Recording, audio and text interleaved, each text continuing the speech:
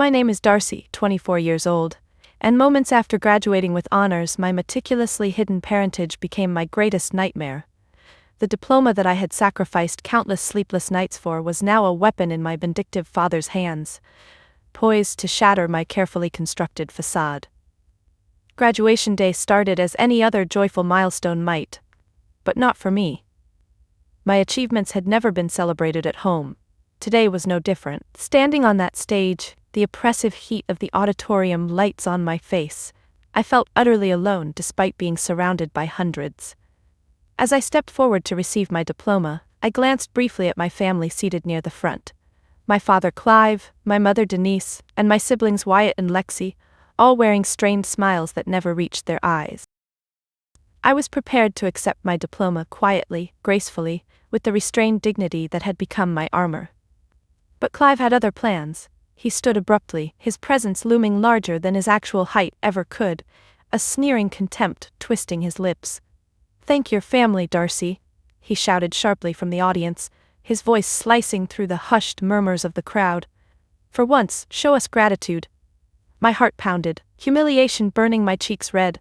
Silence blanketed the auditorium as hundreds of eyes fixated on me, a sea of strangers witnessing my mortification. "No," I replied quietly, surprising even myself. My voice trembled slightly, but a spark ignited deep inside my chest. "You don't deserve it." My refusal detonated his rage. "Then you're no daughter of mine!" Clive roared, his face flushed and twisted with fury. The crowd gasped audibly, turning my graduation ceremony into a scene of family betrayal. Beside him, Denise looked away. Wyatt and Lexi stared blankly, their faces unreadable. I didn't cry or beg for forgiveness. Instead, a determination I'd suppressed for years surged forward, powerful and liberating. My defiance had cracked open a door long sealed shut, releasing something unstoppable within me. Clive expected devastation. He craved my breakdown, a final victory in his lifelong campaign to mold and control me. But in his cruelty, he'd awakened my strength instead. My truth would now become my weapon, and I knew with absolute certainty it would shatter every false narrative he'd built around me. But before I tell you how this explosive graduation changed everything, let me know where you're watching from, and hit subscribe if you've ever overcome something for your family, because you have no idea what I'm about to do once the truth comes flooding out. My entire life had felt like a silent rehearsal for invisibility, constantly hidden beneath the dazzling spotlight aimed at Wyatt and Lexi. It wasn't that I resented my siblings, I genuinely loved them, but being systematically ignored cuts a different kind of wound. It's quiet, invisible, festering silently beneath the forced smile. When I was 11, I won the state science fair, building a model ecosystem that even my teacher praised as astonishingly advanced for my age. Proud and excited, I waited at home, clutching my ribbon and certificate, eager to share my news. But when I burst into the living room, my announcement evaporated instantly. Wyatt had made the junior soccer team. Suddenly, my accomplishment disappeared, overshadowed by cheers and plans for celebratory ice cream. Ice cream I wasn't even invited to enjoy. At 16, I earned the top scholarship at our school for academic excellence. I remember standing awkwardly in the kitchen, attempting to subtly mention my award as Clive filled Wyatt's plate with congratulatory pancakes. "Your sister always has her head in books," Clive scoffed dismissively. "A scholarship won't teach you how to be a winner in the real world." Each birthday felt like another test of endurance. One year, Lexi's participation trophy for the school play was proudly displayed on the family mantel, while my carefully painted landscapes, pieces I'd spent hours creating, sat forgotten, collecting dust in my bedroom closet. Denise once sighed softly at me. "Darcy, you really should stop cluttering your room. It's not as if anyone's going to notice those." But the deepest hurt, the wound that twisted my heart painfully even years later, was my high school graduation. I'd finished top of my class, offered the valedictorian speech, a moment I believed would finally break through my family's indifference. Yet the front row seats I'd reserved for them remained painfully empty. Clive had booked a weekend at the lake to celebrate Wyatt's basketball team qualifying for regionals, forgetting, or perhaps deliberately ignoring, that it overlapped with my graduation. I delivered my speech to an audience of cheering strangers, my eyes burning with unshed tears, choking down the humiliation of abandoned hope. Afterward, a friend's mother hugged me warmly, whispering kindly, "Your parents must be so proud." I smiled weakly, grateful for her gentle compassion, but said nothing. How could I possibly explain that pride was a gift my family reserved exclusively for achievements they understood? Trophies, medals, shallow public successes that never reflected the quiet strength I'd built alone? Invisibility, I'd learned painfully well, was not a curse. It was a lesson. I simply hadn't realized then that one day I'd use that invisibility as a weapon powerful enough to break through every wall they'd placed around me. The seed for my secret empire was planted on a rainy Thursday evening during my second year of college. I remember it vividly, curled up in my cramped dorm room, scrolling idly through social media, nursing the dull ache of another phone call home that had ended in disappointment. My finger paused on a post from my old high school math teacher, Mrs. Pickett, lamenting the lack of accessible educational tools for struggling students. Her words struck a chord deep within me, stirring memories of quiet frustration I'd felt tutoring peers in high school. Education had always been my sanctuary, a place where invisibility melted away into purpose. Why couldn't I use that passion to help others? Something clicked into place inside me that night. I spent the next few hours jotting down ideas, my heart racing with excitement for the first time in ages. By sunrise, I had a blueprint, an app designed to provide personalized, intuitive support for students falling through the cracks of traditional schooling. I threw myself headfirst into development, devouring coding courses, design manuals, and endless cups of coffee. Every free moment, every break between classes, I was hunched over my laptop, shaping my dream. Initially, progress was painfully slow. Without support from my family, my resources were limited. I took on 2 part-time jobs, juggling shifts and sleepless nights, channeling every earned penny directly into my fledgling project. It was exhausting, yes, but empowering in ways I'd never imagined. The silence and disregard from home felt less suffocating because, finally, my invisibility had purpose. It shielded my secret, giving me freedom to build without scrutiny or sabotage. By senior year, the app, now called BrightPath, had quietly amassed a loyal community of users and glowing testimonials from grateful students and educators nationwide. Then, suddenly, investors began reaching out. The scale tipped overnight, catapulting my modest side project into a startup on the brink of explosive growth. Yet, I told no one at home. Not Clive, not Denise, certainly not Wyatt or Lexi. My fear of their scorn was surpassed only by my determination to protect the purity of my achievement. BrightPath was mine, untainted by their disdain or dismissal. On graduation morning, just hours before Clive's cruel stunt, I'd finalized negotiations for an acquisition that promised life-changing wealth and recognition. But standing in my dorm room staring at my reflection in the mirror, I hesitated. Tonight was the dreaded family dinner. My instincts screamed warnings, yet habit, duty, perhaps a lingering hope for acceptance, drew me inexorably toward disaster. I didn't yet know how violently BrightPath would shatter their illusions, nor how powerfully my secret would rewrite the family script I'd long outgrown. I stood before the mirror, smoothing the dark green dress I'd picked out weeks ago, trying not to let anxiety gnaw holes into my resolve. It was supposed to be just another annual family dinner, painful but predictable. Yet tonight felt different. My fingers hovered over my phone, hesitating. The BrightPath acquisition deal was practically sealed. The final call was scheduled for later tonight, just hours from now. My future was on the cusp of radical transformation, yet dread was thick in my throat. Outside my window, the city skyline stretched endlessly beneath a soft orange sunset. The glow felt oddly symbolic, an ending and a beginning wrapped up neatly in a single moment. But still, fear threaded tightly through the quiet excitement. I wasn't scared of the deal falling through. I was terrified of Clive's reaction if he found out about BrightPath before I was ready. He would twist it, poison it, reduce my life's work into something trivial, something unworthy, just as he'd always done. Gathering my courage, I tucked the phone into my purse and headed downstairs, sliding silently into the waiting Uber.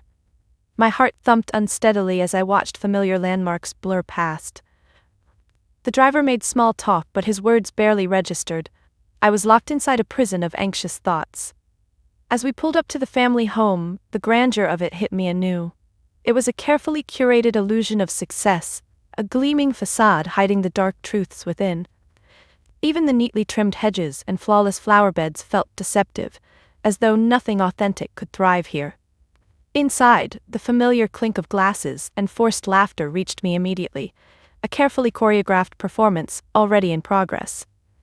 I braced myself, stepping into the elegant dining room where Clive stood at the head of the long table, presiding over his domain. Denise hovered quietly, arranging silverware, her presence always secondary to his dominance.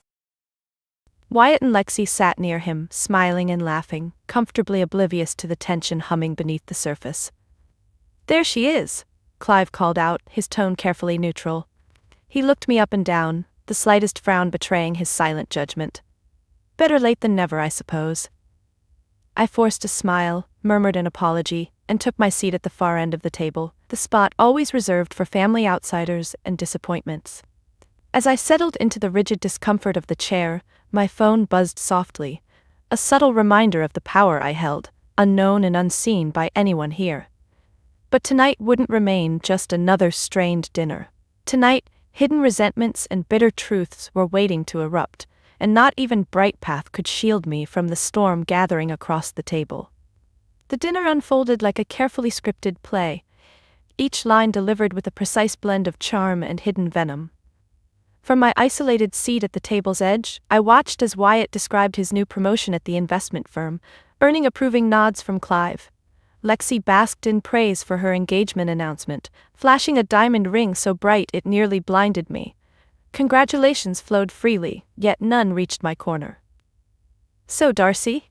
Denise ventured cautiously, as if obligated to address me. Her voice was gentle but hollow. "Have you finally figured out your next move? Hopefully something more realistic." Clive cleared his throat loudly, interjecting before I could respond. "Yes, Darcy, you can't exactly hide in college forever. Surely you've realized by now that you can't turn those idealistic hobbies into real success."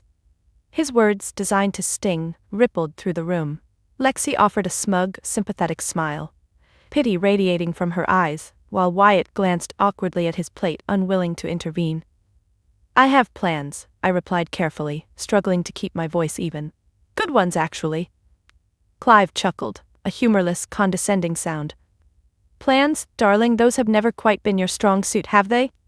The table tensed, awaiting my reaction. I took a sip of water, hoping to steady my nerves, but my hand trembled slightly, betraying my anger. The cumulative weight of years of dismissive remarks pressed heavily against my chest, suffocating and infuriating. "Maybe she's got another big idea," Lexi suggested mockingly, exchanging amused glances with Clive.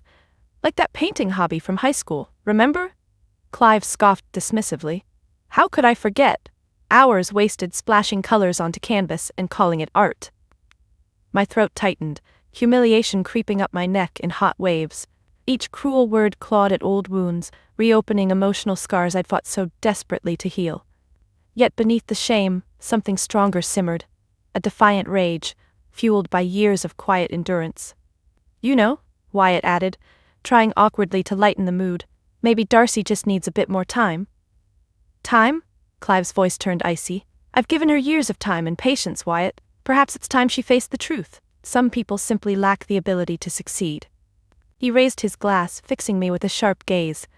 "To clarity, Darcy, may you finally see your limitations clearly." Glasses clinked awkwardly, a forced toast dripping with contempt. I stared at my plate, emotions swirling dangerously beneath the surface, knowing the worst humiliation still lay ahead.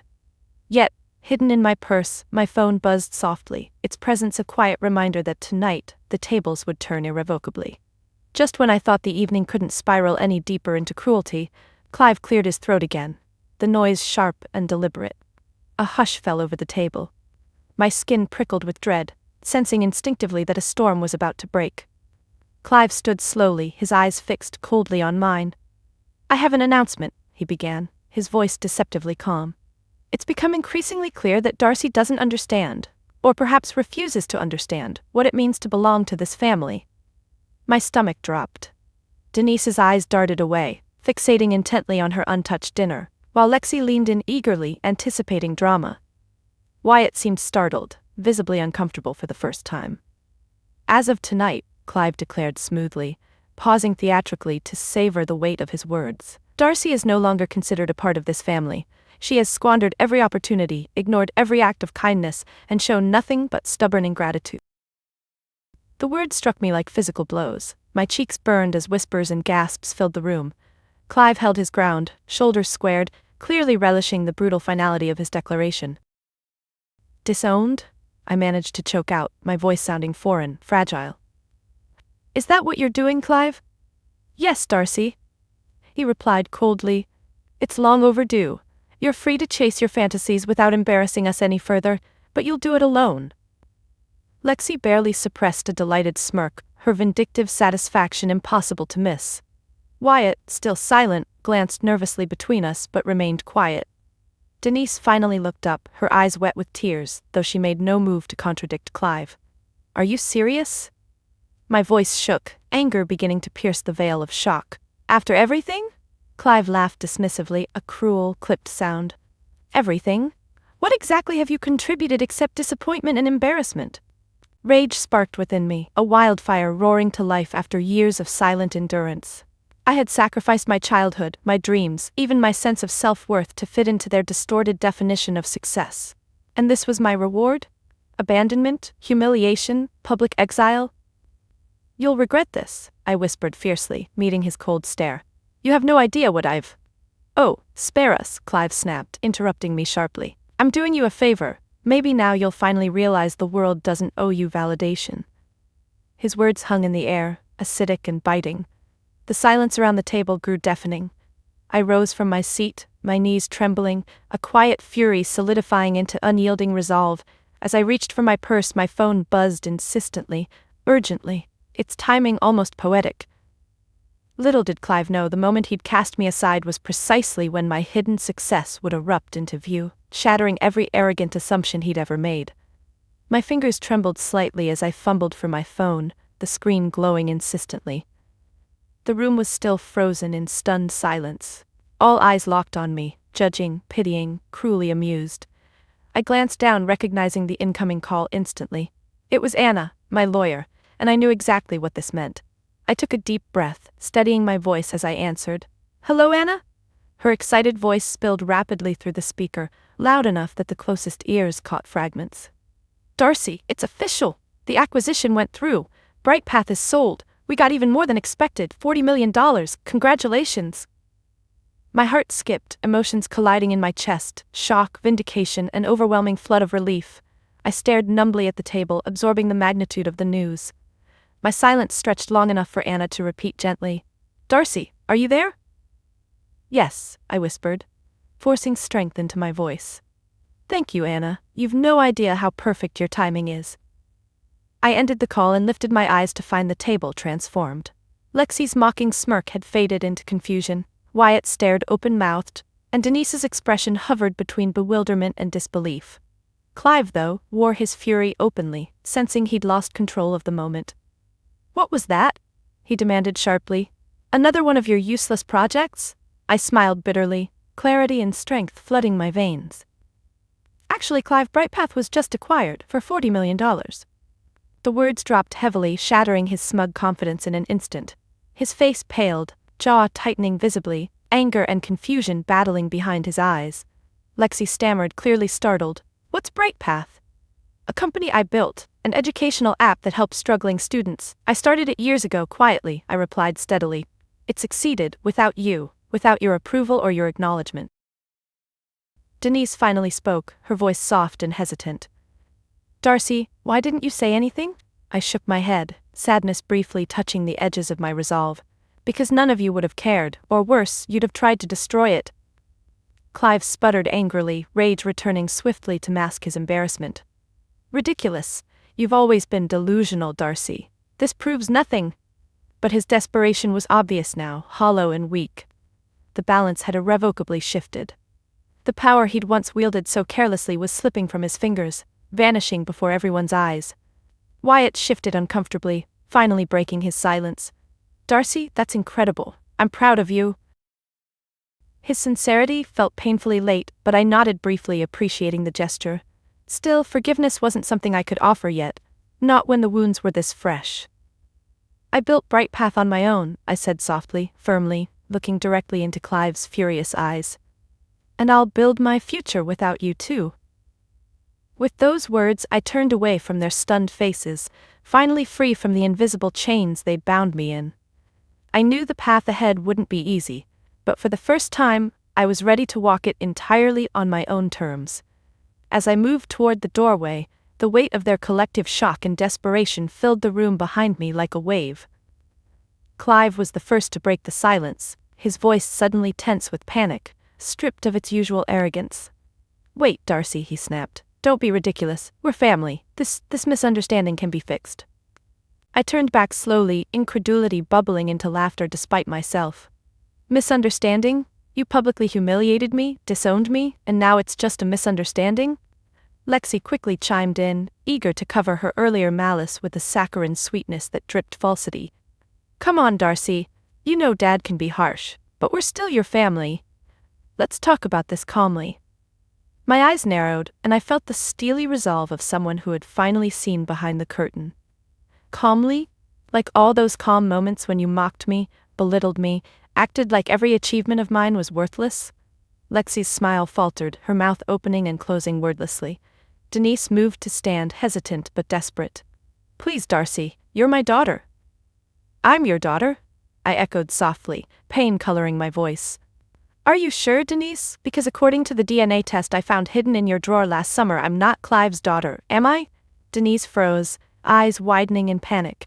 Clive's face drained of color, his breath coming in shallow gasps. Wyatt looked stunned, visibly shaken, while Lexi's shocked silence hung thick in the air. "You knew?" Clive spat at Denise, venom suddenly redirected. "You lied to me for over 20 years?" "Just like you all lied to me," I interjected sharply. "Pretending I was the problem, that something was wrong with me, when you knew the whole time it was your guilt you couldn't bear." Clive turned back, anger swelling dangerously. "You have no idea what you're talking about." "Don't I?" My voice hardened. "You spent my entire life punishing me for something that wasn't my fault, treating me like an outsider, because deep down you knew I wasn't yours." Clive staggered backward slightly, visibly shaken, his control utterly shattered. "I built something amazing in spite of you," I continued steadily. "Without your cruelty and your neglect, Bright Path wouldn't exist. Your hatred shaped me, made me stronger than any of you ever expected." Wyatt looked genuinely remorseful, whispering softly, "I'm so sorry, Darcy." I met his gaze briefly, sadness mixing with the last remnants of my anger. "Maybe someday that will matter," I said quietly, "but not tonight." Turning back to Clive, my voice firm and clear, I delivered the final blow. "I don't need your family name or your toxic legacy. I've created something better, something real." Without another word, I stepped confidently into the night, leaving the wreckage of their hypocrisy scattered behind me.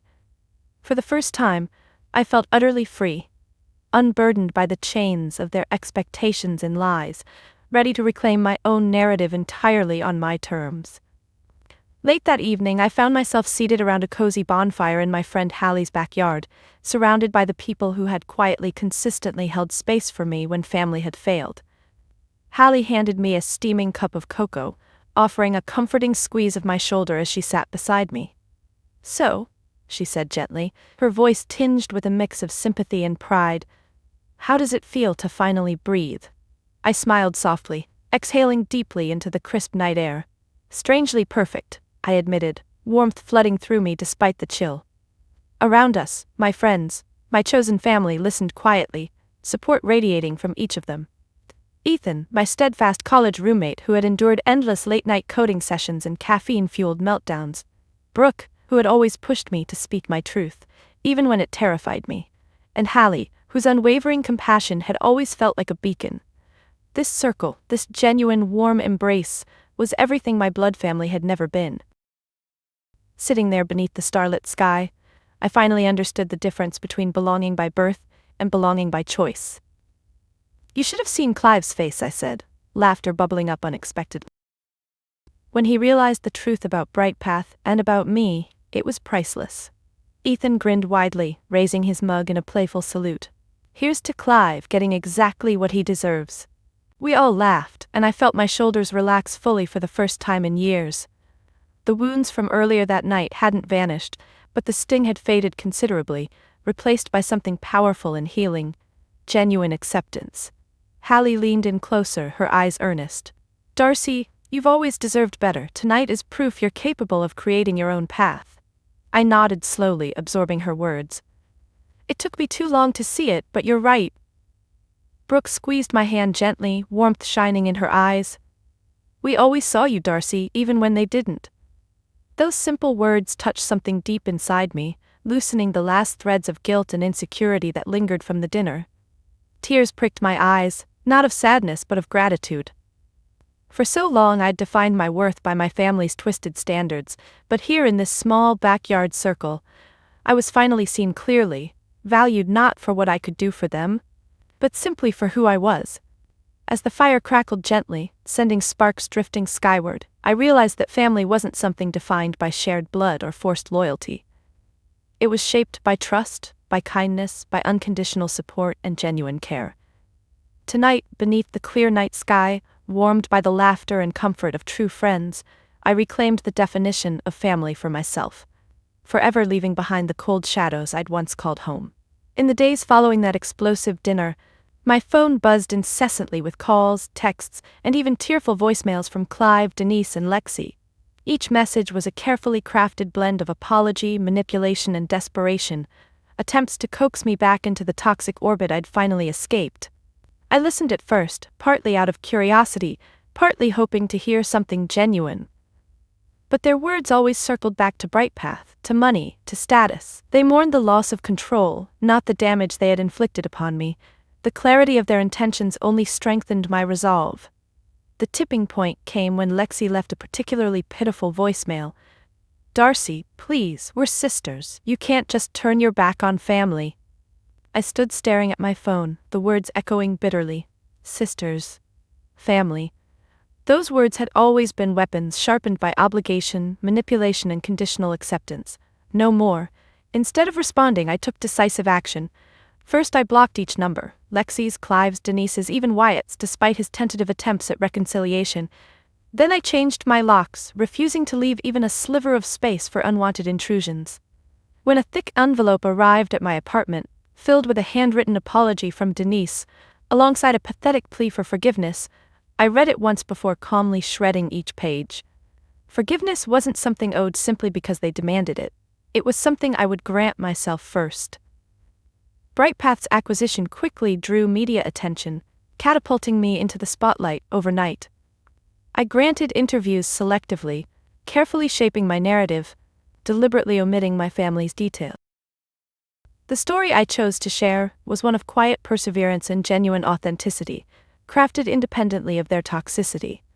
Every action I took, every boundary I firmly established, felt like bricks carefully placed to build an unbreachable fortress around my peace and self-worth. Friends and colleagues respected my boundaries effortlessly, celebrating my success without expecting anything in return. They understood inherently the delicate strength behind the walls I'd built. Hallie, Ethan, and Brooke remained my emotional anchors, regularly checking in without pressure, allowing me space to grieve, to heal, and ultimately to grow. Our circle expanded naturally, drawing in people who mirrored our values of honesty, support, and mutual respect. One evening, Brooke asked gently, "Darcy, do you regret closing the door on them completely?" I paused thoughtfully, then shook my head. No. That door needed to close for another one to open. They chose pride and control over genuine love. My boundaries aren't walls, they're invitations to those who genuinely care. That night, lying peacefully in my bed, unburdened by expectation or judgment, I finally understood the strength that came from saying no, the quiet power of defining my worth independently. From now on, access to my life was earned, not entitled, and my peace was non-negotiable. Brightpath's success brought wealth and recognition, but more importantly, it handed me an opportunity, the chance to rewrite a legacy that had always felt tarnished by false expectations and resentment. After months of quietly healing, it was finally clear how I wanted to wield the influence I'd earned. One bright September morning, I stood in front of a small crowd at Brookside Middle School, where I'd once been an invisible student, overlooked by teachers and peers alike. But today, things were different. The school buzzed with anticipation, students and staff eagerly awaiting my announcement. Hallie stood nearby holding my notes, while Ethan and Brooke mingled warmly with teachers and curious parents. I created BrightPath, I began confidently, my voice carrying clearly across the gathered faces, because I believe every student deserves to be seen, heard, and supported, not just those who naturally fit traditional molds of success. The students listened intently, eyes wide with genuine curiosity, reflecting my younger self, the overlooked, quietly determined girl desperate for someone to notice her potential. Today, I'm proud to launch the Bright Path Scholarship Program, I continued firmly, a wave of emotion swelling in my chest. It will provide dedicated funding and mentorship to students who face barriers at home or in the classroom, students whose talents are hidden behind circumstances beyond their control. A burst of applause filled the courtyard, genuine excitement rippling through the crowd. Teachers smiled approvingly, and several students exchanged hopeful glances, recognizing themselves in my words. I paused briefly, allowing the moment to resonate deeply. Your past, your family, your circumstances, they don't define you, I continued softly, my gaze meeting the eyes of students who hungered for recognition. What defines you is the courage to pursue your dreams anyway. Afterward, as Hallie and Brooke distributed information packets and scholarship applications, Ethan joined me, smiling warmly.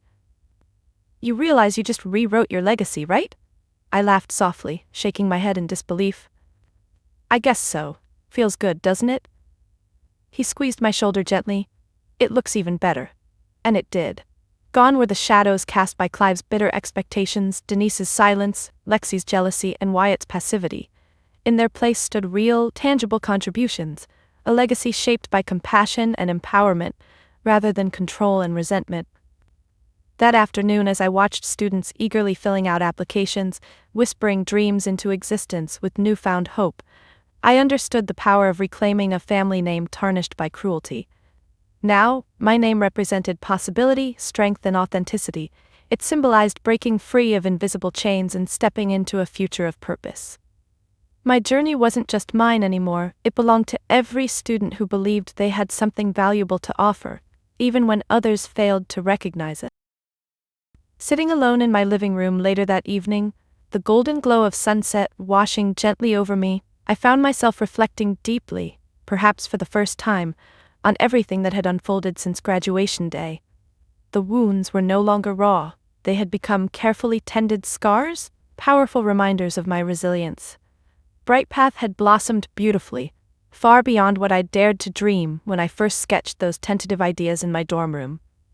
But tonight, looking back, it wasn't the financial success or public recognition that filled my heart with the deepest satisfaction. It was the quiet, profound peace I'd discovered within myself, the knowledge that my worth had never depended on the approval or validation of others, least of all the family I'd once desperately wanted to impress. As I glanced around the cozy space I'd created for myself, every detail reflected intentional choice rather than expectation or obligation. Artwork chosen for its personal meaning rather than superficial prestige. Bookshelves filled with novels and memoirs that spoke deeply to my soul. Photographs of genuine laughter, captured moments shared with friends who became my real family. Clive's harsh voice and Lexi's mocking laughter felt distant now, faded echoes rather than constant tormentors. Denise's guilt-ridden silence and Wyatt's passive complicity no longer haunted me. Instead, their absence felt like fresh air, liberating, cleansing, and completely necessary. A gentle buzz interrupted my thoughts. It was Hallie sending a simple message. So proud of you, Darcy. Hope you know how loved you are. Tears filled my eyes again, this time without sadness, only deep gratitude. The love and acceptance I'd once craved so desperately had quietly arrived in my life on its own terms, pure and unconditional. Standing slowly, I moved to the window, gazing at the fading sun dipping gently below the horizon, turning the sky into vibrant swirls of pink and gold. It felt symbolic, an ending, yet also a perfect, beautiful beginning. For the first time in my life, I didn't feel like I had something to prove. I wasn't seeking revenge or validation anymore. Instead, I stood confidently in the peace of knowing I'd finally claimed something far more precious than wealth or success, my own self-worth. Tonight I felt whole. defined not by past wounds or external accolades, but by the quiet strength I discovered through enduring and ultimately overcoming the deepest betrayals. I had rebuilt my life around truth, authenticity, and genuine connection. And in that clarity, I realized I'd finally, irrevocably, won. Have you ever felt invisible to the people who were supposed to love you most? If my story resonated with you, please share yours in the comments below. I truly believe we heal best when we connect with each other through shared experiences. Maybe like me, you've spent your life chasing approval from people unwilling to see your true worth. But here's what I've learned. Validation from others, especially family, isn't the ultimate measure of success. The power to define your own worth rests entirely within you. Your identity isn't built by who rejects you, it's shaped by how you choose to rise above it.